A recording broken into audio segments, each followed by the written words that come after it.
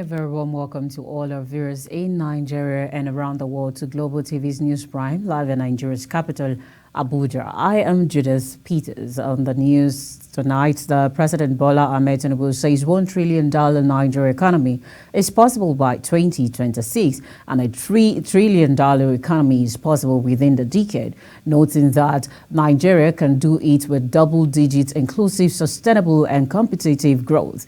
This was as he alerted the concerns of the business community, assuring them that crucial plans are on the way to improve foreign exchange liquidity, declaring the 29th Nigeria Economy Summit NES in Abuja on Monday. President Tinubu added that he is confident that by working closely with the private sector, financing the $3 trillion national infrastructure stock can be achieved in 10 years and not in 300 years. Uyi Abamfuegbe has the rest of the report. The president said the construction of megacities in every geopolitical zone of the size and scale of Lagos must not take 6 decades because it can be achieved in 1 decade, emphasizing that a fully networked and connected Nigeria by rail, gas, fiber optics, and road network can be constructed in less than 20 years with thriving industrial zones in every geopolitical zone of Nigeria before 2030. A $1 trillion economy is possible.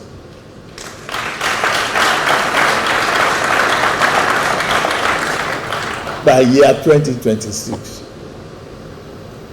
And a $3 trillion economy is also possible within this decade. We can do it with double-digit inclusive and sustainable competitive growth. While declaring that by January 2024, the new student loan program consumer credit schemes will have come into effect, President Tinubu said new and affordable homes will be built at record pace. He outlined the 8 priority items of his administration as ending poverty, achieving food security, economic growth and job creation, access to capital across all segments of society and the economy, inclusivity, security, fairness and rule of law, and anti-corruption, stating that he is committed to delivering improved livelihoods and positive economic outcomes which Nigerians can tangibly feel and experience. My government has introduced ZEFRA, measures to resuscitate the economy, including 500 billion naira intervention to support small-scale businesses. With more than 133 million multi-dimensionally poor Nigerians, the NESG boss, Niyi Yusuf, said a multi-trillion-dollar economic growth trajectory will urgently need certain actions, including macroeconomic stabilization program, supported by an aggressively scaled national security effort to halt all forms of syndicated and organized crime around crude oil and solid minerals, a Made in Nigeria agenda. To halt all forms of syndicated and organized crime around crude oil and solid minerals. 2. A Made in Nigeria agenda. To make in Nigeria, however, 2 striking drivers must be put in place.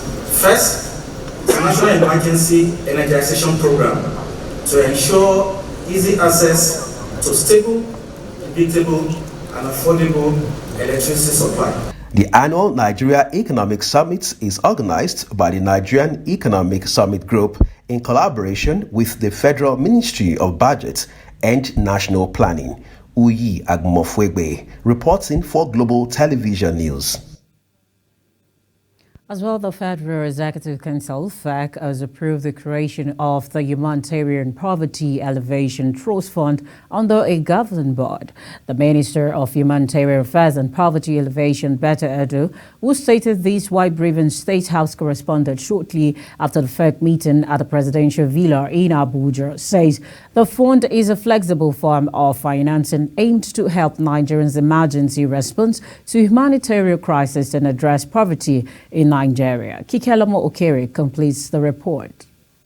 According to the Minister of Humanitarian, the federal government hopes to raise at least $5 billion annually into trust fund as contribution from various sources, including government, private sector, development partners, philanthropic individuals, and other innovative forms of pool funding. The minister also said the governing board will include the Minister of Finance and other top government officials that may be relevant to the trust fund. So we're going to have contribution from government, of course, from the private sector, development partners, individuals, philanthropic individuals, and other innovative form of crowdfunding and pooling of funds together. This is to allow for emergency response to humanitarian crisis in Nigeria. Every other day, we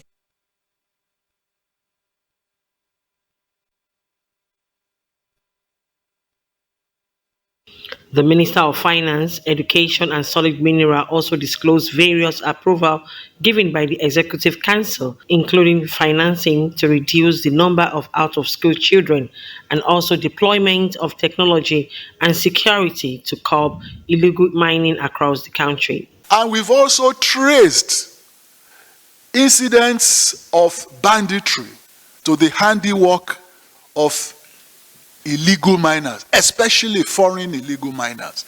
Some notorious foreigners who come to our nation sponsor banditry in the local areas with a view to driving away the local population and then moving in to start extracting, exploration and extracting our minerals. It's technology that is helping us to decipher all of this. Financing for the girl child, $700 million is the size of the current project.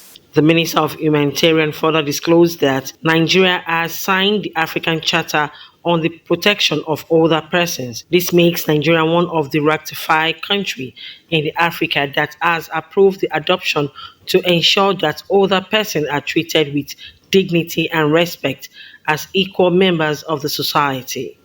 Kike Lomo Okeri, Global Television News, Abuja.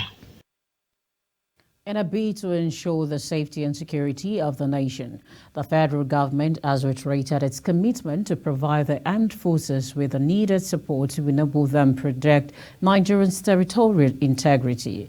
Kikelomo Okere reports that the Ministry of Defense, Badaru Abubakar, stated this when he paid a working visit to the Chief of Defense Staff, General Christopher Musa, at the Defense Headquarters in Abuja. Since assumption of duty as Minister of Defense, this is the first visit both the Minister and the Minister of State are paying to the Defense Headquarters. Upon arrival, the Minister of Defense, Badaru Abubakar, in the company of the Minister of State, Bello Mitawali, and other officials from the ministry, inspected the quarter guard.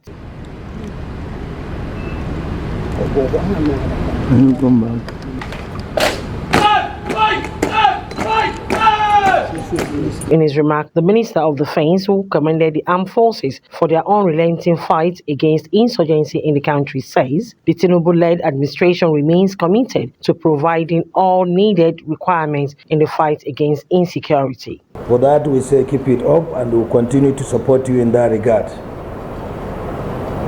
We also want to commend you for the efforts toward boosting the morale of the troops in operation areas, as you conduct regular visits and other inspirational programs to our forward fighting troops. The ministry will continue to support you in that regard. On the issues you raise, you are also aware that the president never turned you down or never turned us down.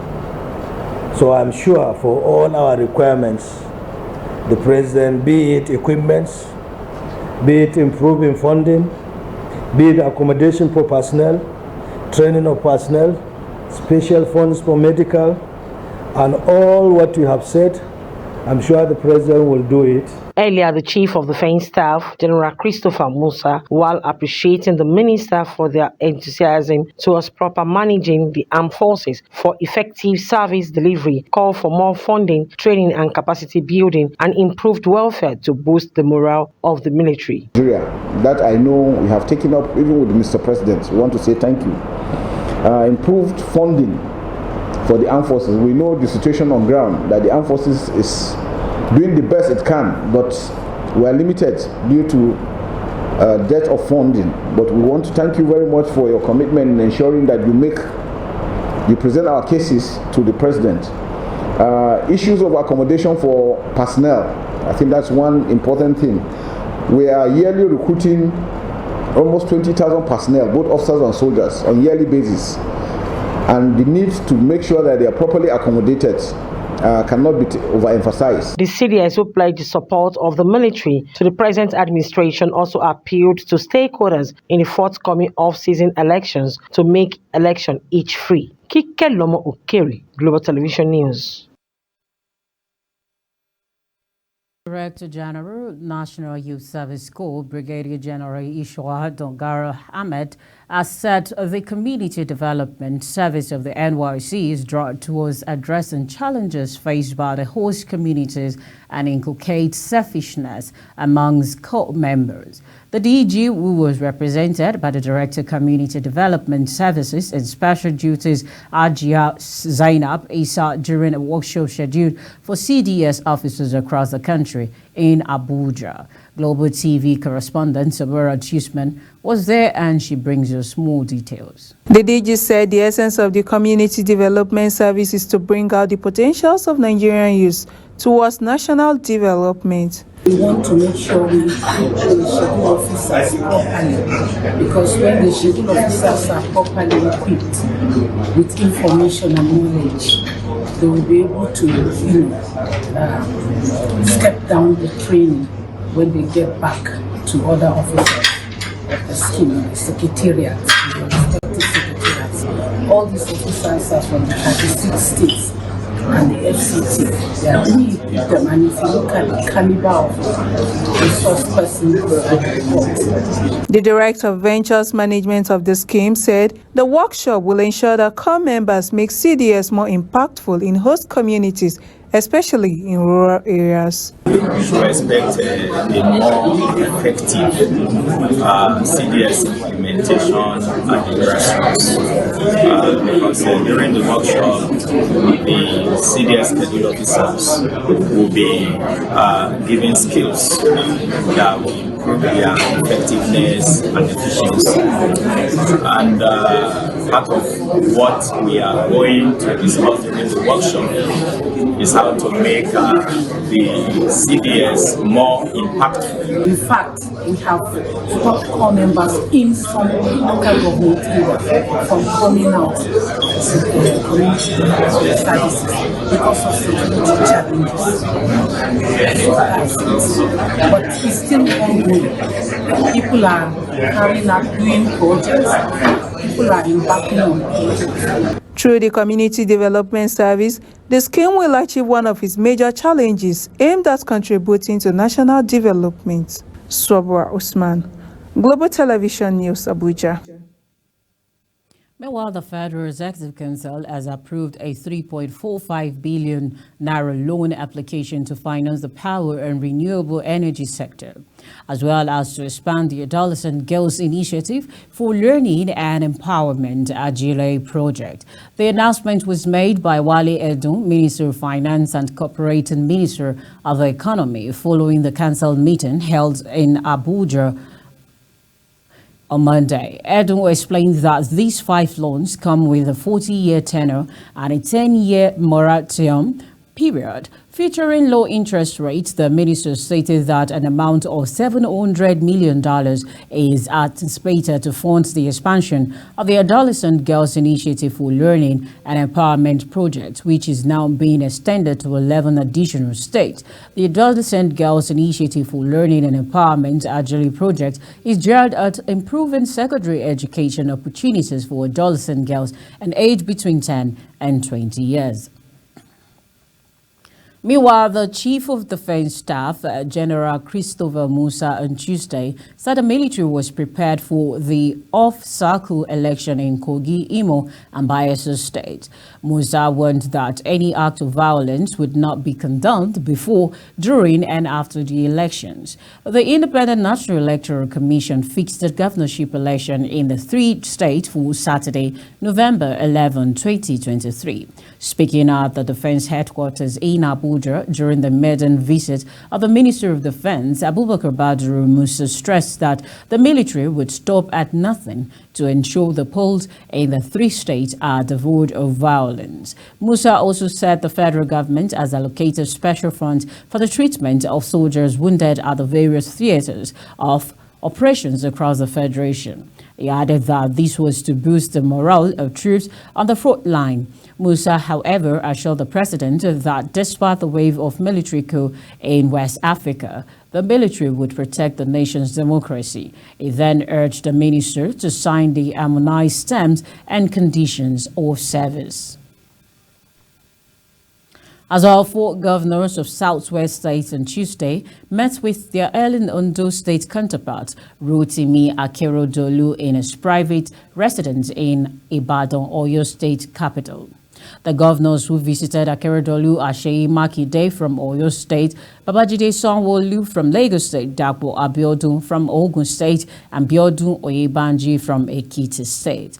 Akeredolu has remained in Ibadan since he returned from his medical trip from Germany. The Corporate Affairs Commission says it has uncovered 189 fake companies used to secure land allocations in the Federal Capital Territory. The Registrar General of the Commission, Hussaini Magaji, disclosed this during a press briefing on Tuesday in Abuja. Magaji stated that the discovery was made following a complaint from the Federal Capital Territory Administration to verify the status of a non-existent company seeking land allocation. He explained that the discovery of the non-existent company led him to investigate further, resulting in the identification of other companies. He added that two suspects, including the lawyer, have been apprehended, and a cartel involving staff of Abuja Geographical Information System, lawyers, and the commission have been identified. The Acting Director General of the FCT Emergency Management Agency, Ibrahim Sabo, says the agency has saved a total of 4,880 lives and properties worth about 9.3 million naira from flood, fire, and building collapse incidents in 2023. Sabo said the agency saved 1,842 lives from fire incidences, 144 lives from building collapses, and 2,864 lives from flooding across the FCT in 2023.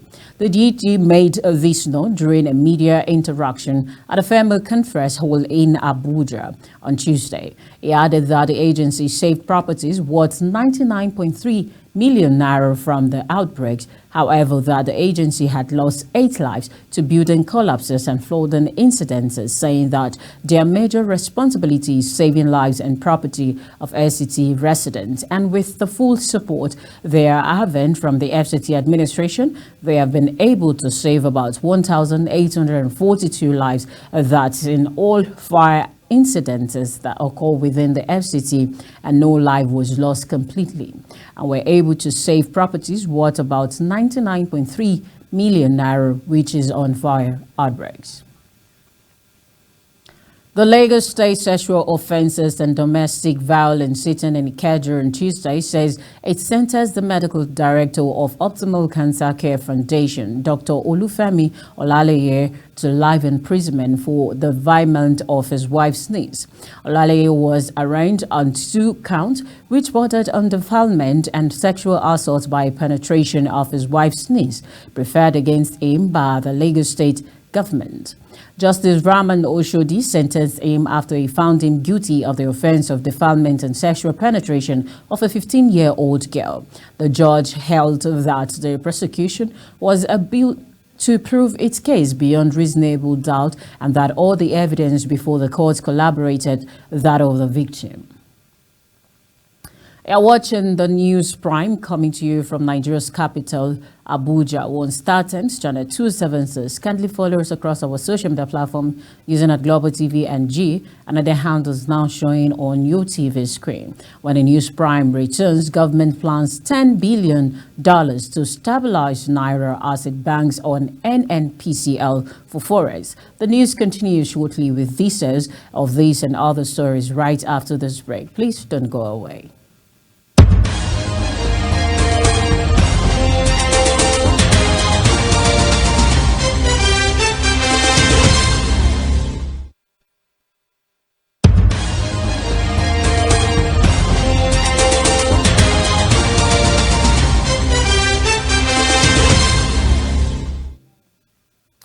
Welcome back, and if you're just joining us, it's still Global Television bringing you a live broadcast of the News Prime from the Nigeria's capital, Abuja. Straight to the foreign, see where the former U.S. President Donald Trump has compared himself to the late anti-apartheid activist Nelson Mandela as he addressed his legal issues in a speech at his latest campaign rally. The former American leader is currently facing 4 criminal indictments and numerous civil trials relating to a range of allegations, though they have not stopped him from seeking a return to the White House. However, Trump linked himself to that of former South African President Mandela on Monday as he claimed he is being targeted by federal and state persecutors because of his politics. Still on the foreign scene, where assailants gunned down at least 13 local police officers in southern Mexico's Guerrero state on Monday, a state government source told Reuters. In the latest brazen attack in a region where gangs have been vying for control over drug trading. Among the dead is the local security chief for the town of Coyuca de Benitez, the sources said, speaking in condition of anonymity. The town is located to the west of the popular beach resort of Acapulco. State officials said security in the area were being reinforced, including by the Navy and National Guard agents, but did not say how many police have been killed. The Coyuca Benitez area is known for the presence of organized crime. Prior to the ambush, the agents were sent to respond to a report of alleged firearm detonations in the area, the sources said. Violence has spiked in Guerrero over the past decade as a growing number of criminal gangs battle for control of the lucrative opium poppy trade, as well as for other smuggling routes. Chancellor Olaf Scholz pledged Tuesday to maintain Germany's aid to Ukraine in the face of the Russian invasion, even as Berlin supports Israel in its conflict with Hamas. The German leader was speaking at a German-Ukrainian business forum in Berlin, attended by Ukrainian Prime Minister Denis Shmyhal and joined virtually by President Volodymyr Zelensky. Scholz said Russia's President Vladimir Putin had attacked Ukraine in an act of imperialist delusion and was mistaken if he believes that he will endure longer than they will. After some initial hesitation, Germany drastically ramped up its support for Ukraine in the wake of Russia's invasion. The country is now the second biggest supplier of military assistance to Kyiv after the United States. Scholz was the first foreign head of government to visit Israel since the shock Hamas attack, and they emphasized that support for Israel's self-defense is at the core of German foreign policy due to Berlin's responsibility for the Holocaust. Tens of thousands of women in Iceland, including Prime Minister Katrín Jakobsdóttir, are refusing to work on Tuesday. The current Free or Women's Day Off have been called in protest at the gender pay gap and gender-based violence felt in which women from the majority of workers such as healthcare and education are especially affected. The planned walkout marks the first full-day women's strike since 1975. Women and non-binary people have been urged to refuse paid and unpaid work on Tuesday, including household chores. Jakobsdóttir said our government is looking into how female-dominated professions are valued in comparison to fields traditionally dominated by men. According to the Icelandic Teachers Union, women make up the majority of teachers at every level of the educational system, including 94% of kindergarten's teachers, around 80% of workers at the National University Hospital of Iceland. The biggest in the country are women. Iceland has been ranked the best country in the world for gender equality by the World Economic Forum, WEF, for 14 years in a row, but the country is not completely equal, with the WEF assigning it as overall score of 91.2%. As well, the European Union on Monday took a legal step towards imposing sanctions on Niger's new military rulers who overthrew the democratically elected leader in July. The 27-nation bloc has condemned the ousting of Niger's President Mohamed Bazoum, which toppled a key Western partner in Nigeria's Heat region. The EU announced it had adopted a legal framework under which it can now sanction individuals and entities responsible for actions that threaten the peace, stability and security of Niger. The EU has already suspended security cooperation and financial support with Niger following the military takeover. Former colonial power France is currently pulling out its 1,500-strong military deployment to the Sahel country after a demand from Niger's new rulers. And now back to Nigeria business news, where President Bola Tinubu has assured Nigerians and investors that there is an ongoing plan to boost the country's foreign exchange liquidity.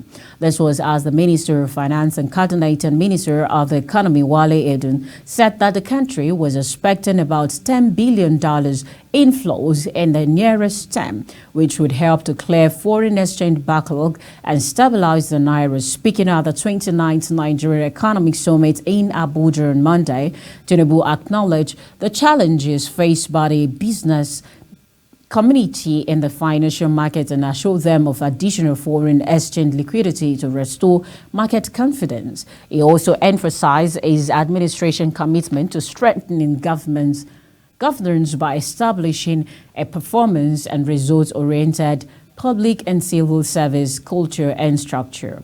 The president outlined the 8 priority items of his administration to include ending poverty, achieving food security, economic growth and job creation, access to capital, inclusivity, security, fairness and rule of law, and anti-corruption. As well, the Minister of Finance, Wale Edun, says it is necessary that all buildings and building or the construction owned by government or private individuals should have insurance cover. The minister made this known at the National Insurance Conference in Abuja. The minister, who was represented by the Permanent Secretary, Ministry of Finance, Okonkwo Udo, says insurance remains an indispensable element in ensuring comfort, mental and financial stability in the society as well as the sustainable of the economy. Kikelamo Okere has more of the details. Over the past 49 years, Nigeria has recorded 533 building collapses. This is an average of 11 of such tragedies per year. According to reports, an estimated 36,000 buildings faces impending collapse in the country. The Minister of Finance says potential of insurance sector must be effectively unlocked so as to stimulate insurance sector in the country, adding that there is need for citizens to imbibe insurance culture so that succor by way of indemnity is available at all times for unforeseen events. We are mindful of the competitive needs of the Nigerian populace to imbibe insurance culture so that succor by way of indemnity is available at all times of unforeseen events, old age, and permanent disability. The era of government providing support for victims of insurance risk has become unsustainable. Therefore, it is necessary that all buildings and buildings under construction owned by governments, companies, or in private individuals have insurance cover.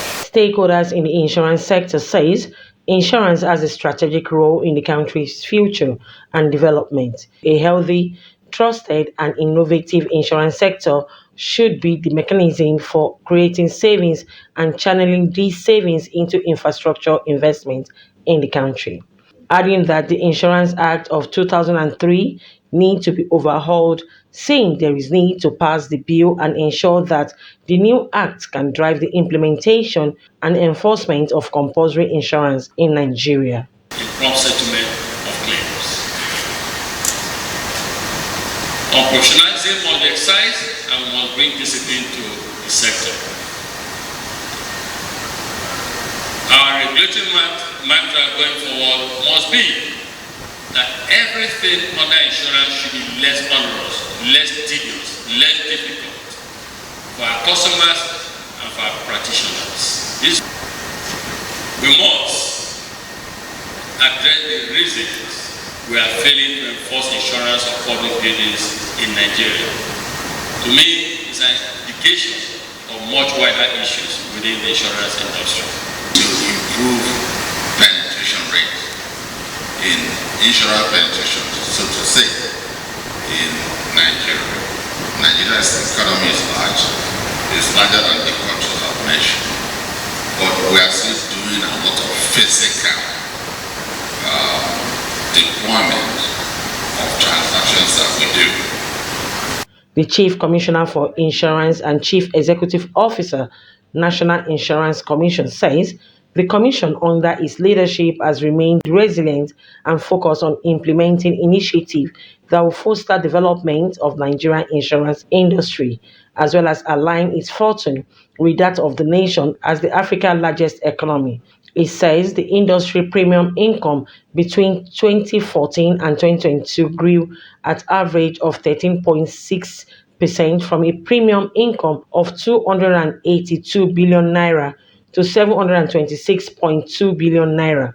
The total assets of the sector also grew at average of 12% for the same period, from an asset base of 827.5 billion naira in 2014 to 2.33 trillion naira in 2022. Your Excellencies, Your Royal Highness, ladies and gentlemen, the Commission has also continued to provide financial assistance to tertiary institutions in Nigeria to facilitate the education of professionals required by the insurance sector. We call this our own backward integration. Notwithstanding the growth that has been sustained, the roadmap enumerated some of the challenges affecting the desired growth of the insurance industry, which have persisted, such as talent gap, comparatively low public awareness, insurance affordability, lack of trust and confidence in insurance, cultural and religious biases, inadequate distribution channels, low enforcement of insurance, and others. In terms of its performance, Your Excellencies, the industry's premium between 2014 and 2022 grew at an average of 13.6%, from a premium income of 282 billion to 726.2 billion in 2022. The 2023 National Insurance Conference is tagged Redefining Safety Insurance, Solution for Public Buildings and Buildings Under Construction, is aimed at providing an opportunity for practitioners and regulators to come together to have a frank discussion on the state of the industry and agree the course to a sustainable, ethical, professional industry. Kike Lomo Okeri, Global Television News.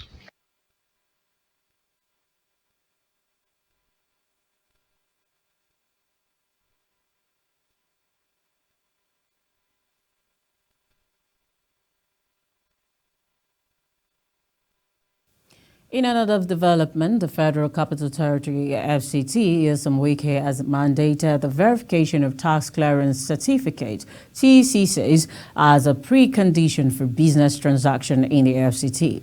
The Mandate Secretary, Economic Planning, Revenue Generation and Public-Private Partnership Secretary, FCT Administration FCTA Chinedum Elechi, made this known at a press conference in Abuja on Monday. Elechi explains that the implementation of these laws is intended to ensure that all eligible taxpayers in the FCT comply with their tax obligations. He noted that this will ensure that the FCT administration gets the required resources it needs to provide essential services to FCT residents.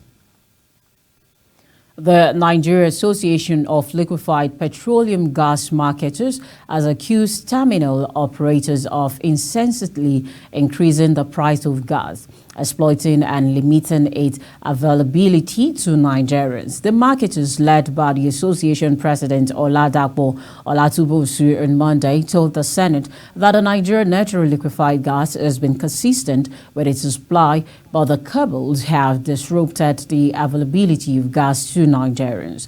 Olatubosu explained that vested interests are making it difficult for the average Nigerians to have access to gas, adding that gas is sold by the terminal owners for 16.8 million naira for 20 metric tons, whereas NNLG sells to them for a litre less than 9 million naira.